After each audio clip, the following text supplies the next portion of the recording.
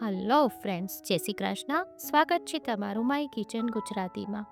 આજે આપણે બનાવીશું 100% નેચરલ અને કેમિકલ ફ્રી હોમમેડ ચોખાનો સાબુ. આ સાબુને કોરિયન સોપ પર કહેવામાં આવે છે. આ સાબુ રિંકલ્સ, ડાર્ક સ્પોટ્સ દૂર કરે છે અને સ્કિનને બ્રાઇટન કરે છે. આ સાબુ ટેનિંગ દૂર કરે છે, તે માટે એને ડિટેન સાબુ પણ કહેવામાં આવે છે. તો ચલો ફટાફટ બનાવવાની શરૂઆત કરીએ. ચોખાનો સાબુ બનાવવામાં આપણે એલોવેરાનો યુઝ કરીશું. અહીંયા મેં 2 ફ્રેશ એલોવેરા લીધા છે. એલોવેરાને હંમેશા યુઝ કરતાં પહેલાં એનો બંને સાઈડનો થોડો જે યલોઇશ પાર્ટ હોય તે દૂર કરી લેવાનો, અને આ રીતે જે થોડનો પાર્ટ છે એ પણ દૂર કરી લેવાનો, જેથી કાંટા ના લાગે. એલોવેરા છે એ સ્કિનને ટાઈટ કરે છે, મોઇશ્ચર કરે છે અને એન્ટી એજિંગનું કામ કરે છે. જો તમારી પાસે ફ્રેશ એલોવેરા ના હોય તો તમે રેડીમેડ એલોવેરા જેલ આવે છે એ પણ યુઝ કરી શકો છો. હવે આમાં આપણે જે એલોવેરાની જે જેલ છે એનો યુઝ કરવાનો છે, એની છાલનો યુઝ નથી કરવાનો. જો આ રીતે તમે એલોવેરાની જેલ કાઢશો તો ઇઝીલી નીકળી જશે.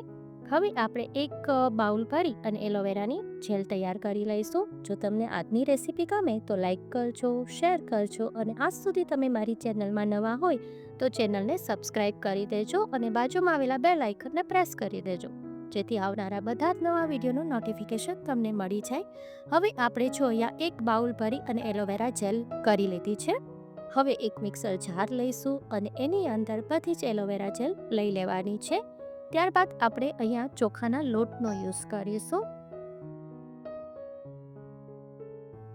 આ સાબુ ચોખાને પલાળીને પછી પીસીને અને પછી એને પણ કરી શકીએ છીએ, પણ એ થોડું હેક્ટેક થઈ જાય છે, માટે આપણે ડાયરેક્ટ રાઈસ ફ્લોરનો જ યુઝ કરી લઈએ.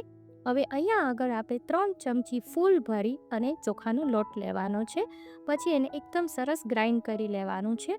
જો આ ટાઈપની એકદમ સ્મૂથ પેસ્ટ તૈયાર કરી લેવાનું છે. જો તરત જ થઈ જાય છે. જો આ ટાઈપ આપણે બનાવી, હવે એને આપણે સાઈડ પર રાખી લઈએ. હવે આપણે 500 ગ્રામ સોપ પેસ્ટ લઈશું.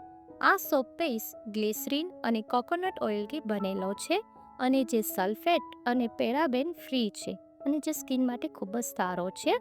અને જેની લિંક હું તમને ડિસ્ક્રિપ્શન બોક્સમાં આપી દઈશ, ત્યાંથી તમે પરચેસ કરી શકો છો. હવે જો આ 500 ગ્રામ સોપ પેસ્ટ છે એને આપણે એકદમ બારીક સુધારી પણ લઈ લેવાનો છે. અને આ સાબુ માર્કેટ કરતાં એકદમ ઓછા ખર્ચમાં તૈયાર થઈ જાય છે. જો આ રીતે આપણે બધો બેસ છે એ બી ઝીણો એકદમ સુધારીને લઈ લેશું. હવે જો આપણો બધો તૈયાર થઈ ગયો છે.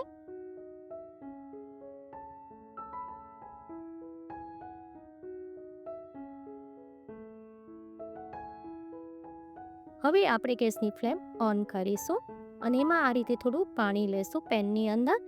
અને હવે એની ઉપર એક બાઉલ જે સેટ થતો હોય એ બાઉલ રાખી દેવાનો છે, અને આ બધા સોપ પેસ્ટના પીસીસ છે એને એમાં લઈ લેવાના છે. અને આને આપણે ડબલ બોઇલિંગથી મેલ્ટ કરીશું. આને તમે ડાયરેક્ટ મેલ્ટ ના કરતા, એને આ રીતે ડબલ બોઇલિંગથી જ મેલ્ટ કરવામાં આવે છે. અને તમારે એમાં વાસણનું પરફેક્ટ ધ્યાન રાખવાનું કે નીચેનું પાણી અંદર સોપ પેસ્ટમાં જતું ના રહે, એ રીતે સેટ કરી લેવાનું છે. પછી જો આ રીતે એને એકદમ મેલ્ટ કરી લેવાનો, એકદમ સાબુ જે છે એકદમ પીગળી જાય ત્યાં સુધી એને આપણે ચલાવવાનું છે. જો આ ટાઈપનું એકદમ સરસ પીગળી જશે. હવે ગેસની ફ્લેમ થોડી સ્લો કરી દઈએ, અને હવે જે આપણે પેસ્ટ બનાવી છે ચોખાનો લોટ અને એલોવેરા જેલની, એને બધી જ એમાં એડ કરી દેવાની છે. આમાં પણ મિક્સર જારમાં તમે પાણી ના ઉમેરતા તો સાબુ બગડવાના ચાન્સીસ થઈ જશે, એટલે પાણીનો બિલકુલ આમાં યુઝ નથી કરવાનો, એ વાતનું આપણે ધ્યાન રાખીશું.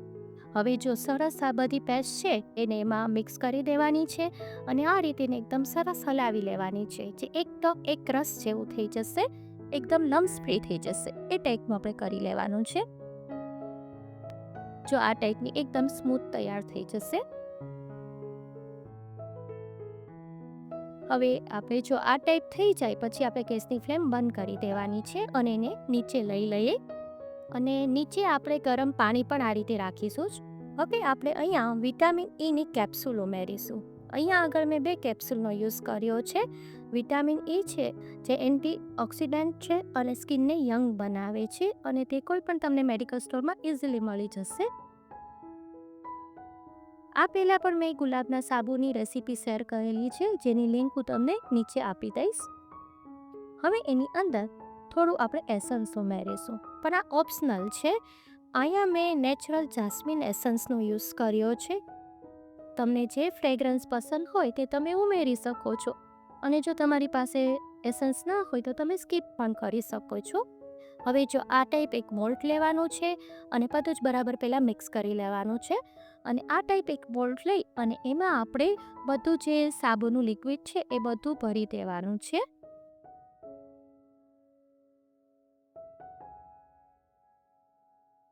હવે જો તમારી પાસે આ ટાઈપનું મોલ્ડ ના હોય તો તમે આ ટાઈપની કોઈ પણ પ્લાસ્ટિકની કટોરી કે ડિસ્પોઝેબલ ગ્લાસ એ પણ તમે એમાં પણ જમાવી શકો છો. હવે એક આપણે એમાં પણ જમાવીને જોઈ લઈએ. જો હવે બધું જ આપણે ભરી દીધું છે, હવે એને 7 થી 8 કલાક માટે આપણે સેટ થવા દેવાનું છે. એટલે કે જ્યાં સુધી એ પૂરેપૂરું જામી ના જાય ત્યાં સુધી એને અનમોલ્ડ નથી કરવાનું. જો આ ટાઈપ સરસ સેટ થઈ જાય પછી તમારે એને ઇઝીલી અનમોલ્ડ થઈ જાય છે ને એકદમ ઇઝી. કેટલા સરસ બન્યા છે ને. જો ઘરે એકદમ ઓછા ખર્ચમાં આ ટાઈપના ટેનિંગ સોપ બનતા હોય તો બહારના મોંઘા બ્યુટી સોપ લાવવાની જરૂર જ નહીં રહે. આ સાબુને તમે કોઈ પણ સિઝનમાં યુઝ કરી શકો છો, પણ ઉનાળા માટે તો આ બેસ્ટ છે. જો આ રીતે આપણે બધા સાબુ અનમોલ્ડ કરી અને કાઢી લીધા છે. હવે આપણે જે કટોરીમાં સાબુ જમાવ્યો છે એને પણ જોઈ લઈએ. એ પણ ઇઝીલી અનમોલ્ડ થઈ જાય છે. જો કેટલા ફાઇન બન્યા છે ને. હવે આનો આપણે યુઝ પણ જોઈ લઈએ કે આનું રિઝલ્ટ કેવું મળે છે. આપણે હેન્ડ વોશ કરીને જોઈ લઈએ.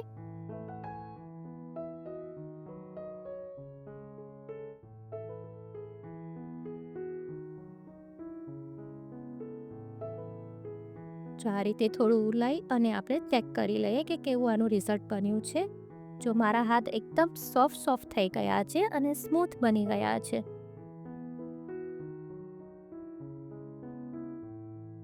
એકદમ સોફ્ટ થઈ જાય છે આ સાબુથી, અને ટેનિંગ પણ બધું જ દૂર થઈ જાય છે.